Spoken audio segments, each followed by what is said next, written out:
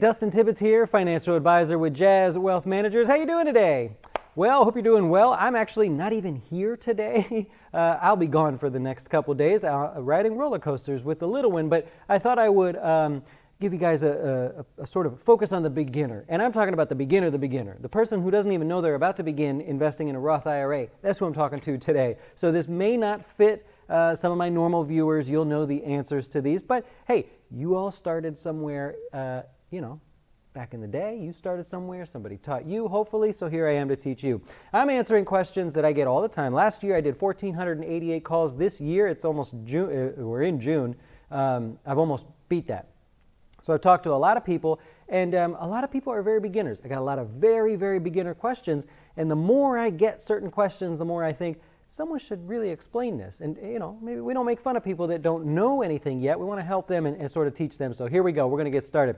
Number one, when it comes to the Roth IRA, one of the most popular questions I get from the absolute beginner is, Dustin, you say that a Roth IRA is post-tax, right? So I invest the money and I've already paid tax on it. I never pay tax in the future. So people say, when do I actually pay the tax? And I've literally had customers call me towards the end of the year and go, just want to know how much I owe in tax.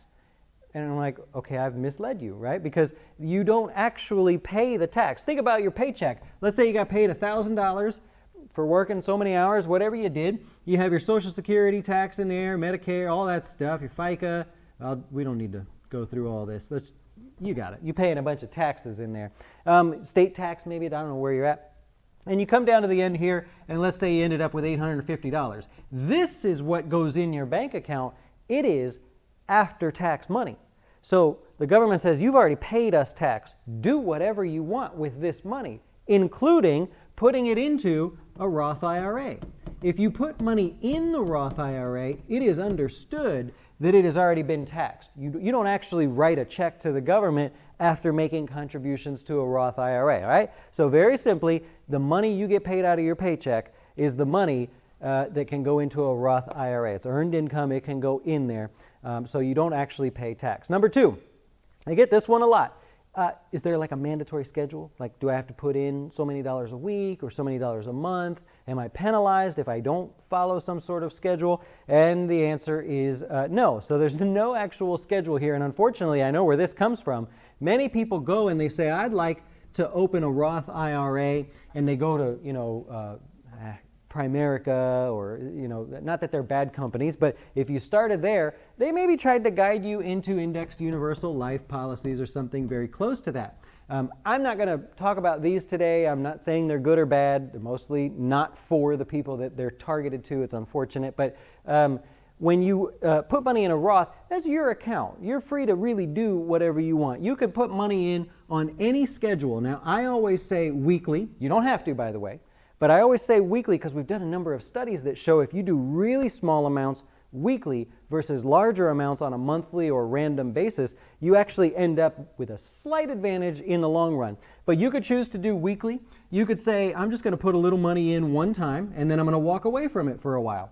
Maybe I'll see how it's doing, and then I'll come back and maybe put some more money in.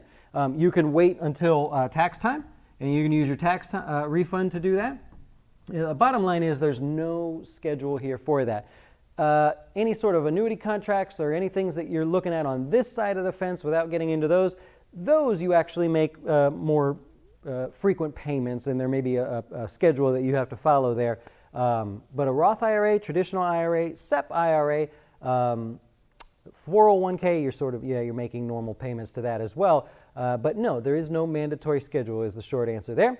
Third question that I get is, how does the money grow? I'm a super beginner, Dustin. I've never done this before. If I put $1 in, how does it turn into $2 one day? And this one's actually really simple. And most people get that you're investing in the stock market, but specifically, how does it grow? Imagine you put in, let's say you have a Roth IRA and you decided to buy Apple. These are not recommendations to buy Apple at all. It's just the first stock that I happen to think of. So let's say you got your Roth IRA, you have some money, you put it in the Roth IRA, and you go, I'm going to buy a share of Apple. Let's say you buy 10 shares of Apple, right? And Apple's trading at $200, let's just say it's close to $200 right now. I think as of now it's like $195, something like that. So if you buy 10 shares of Apple, you're in this for $2,000, right? So you put in $2,000. The market value of your position and probably your account is $2,000, okay? Let's say Apple, let's say it's the only position you own. You just bought the one stock. You're like, I'm an Apple fan. I got to have this one stock. So you buy it. All you have is $2,000. You own 10 shares at 200. If those shares go up, and let's say they go to, I don't know, $201, right? Let's just say it's not very volatile. You have 10 shares that each gained an extra dollar, meaning you made $10, right? So now you have a total of $2,010, not only in this position, but your new account value is $2,010, right? So your account grew by $10 really because of this one position, right? Now in reality, you're never, ever, ever just going to buy one position in a retirement account, right? You have your Roth, right? I'm drawing a lot today, I notice. You've got your Roth IRA. Picture it as this big old basket, and inside maybe you said, well, I'm going to have a little Apple. I might have, pick a company, Verizon, right? I'm going to have a little Ford in here. I'm going to have a little Netflix. I like some Netflix. I might have that new fake meat company that I just heard about. I might have a little Lyft in there, right? You can have anything you like, really, as long as you're not overly concentrated into one position, meaning half of your account's in Apple and the other half is in all these positions, then you're okay. As the value of each one of these ticks up and down each day, the value of your basket will go up or down in value. And that's how you make money. In the long run, you're going to see this increase in the value of your total basket because nobody's ever going to tell you to buy one stock, right? If you bought one mutual fund, well, then the mutual fund would raise and drop in value, and thus your account would drop in value as well. Which brings me to the next question. Dustin, can I lose everything?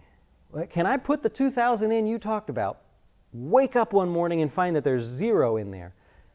Technically, yeah. I mean, I legally have to say, yes, you could lose everything. In reality, well, that's not right. Sorry about that. Why should you choose Jazz Wealth as your retirement or long-term investing service? Our portfolios are managed in such a way where you lose everything, right? If you bought shares of Apple and that's all you bought, and Apple went bankrupt, you lose everything. If you invest in a more diverse way and sort of stay cool about it, don't get too overly concentrated, then you really need all of those pieces to your puzzle to go bankrupt, right? So theoretically, could the U.S. stock market go to zero and we're wiped out? Yes, theoretically, I have to tell you it's possible. It has never happened before in the history of the stock market, not even really close, although some people might argue that. It's never happened, right? And if the U.S. goes to zero, well, we all have other problems kind of on our hands. You're not going to really be worried about your account at that point. But theoretically, yes, you can lose everything. If we have our way with you here, no, I never want to call somebody and say, well, we tried, but we lost all your money. I'm sorry. All right, our final question. What if I change my mind, right? What if I start a Roth IRA, decide I don't like it, maybe I get hurt, maybe I get sick, maybe I have financial troubles. Can I take money out? Well, yes, you can change your mind. Remember, a Roth IRA is your account. You control it. You could choose to have someone like us manage it for you, or anybody really, but it's yours. Only you make the decisions as to where that money's going to go if you decide to pull it out, okay? So if you change your mind, yes, any money that you put in, you can take out without paying a penalty on it or taxes or anything. If you take out any growth, right? If you put the $2,000 in and you made the $10, you're welcome to take the $2,000 back at any point, no questions asked, no IRS penalties or anything like that. If you take the $10 out, okay, 10% penalty, and you're going to owe taxes on that. So just know the rules going in. We have a lot of great videos on the Roth IRA, and I'm sorry if these were really basic questions for some of you, but hey, I get these questions a lot, and just remember, we all started somewhere, so happy to focus on the super beginner today. And remember, here at Jazz Wealth, we work with you whether you're just getting started and you got $100 to put in, or you have $100,000 to put in and you're doing great and you're already investing.